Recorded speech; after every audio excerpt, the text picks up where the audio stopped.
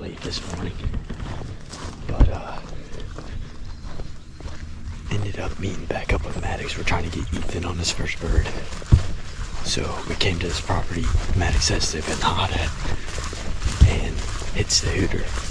And we got a bird striking probably 200, 250 yards down in here. So we're gonna set up on this hayfield.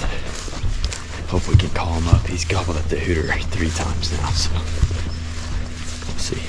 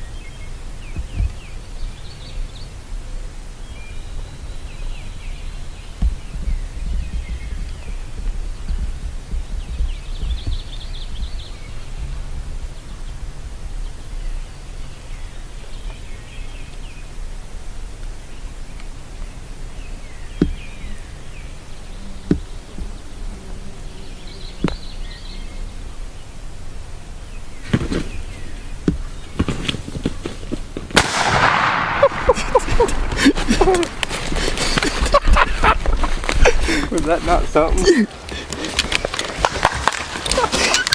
Dude, how quick was that hunt, dude? Dude, that's a donkey, dude. That has big spurs. Dude. Oh my gosh. What's the head on that dude?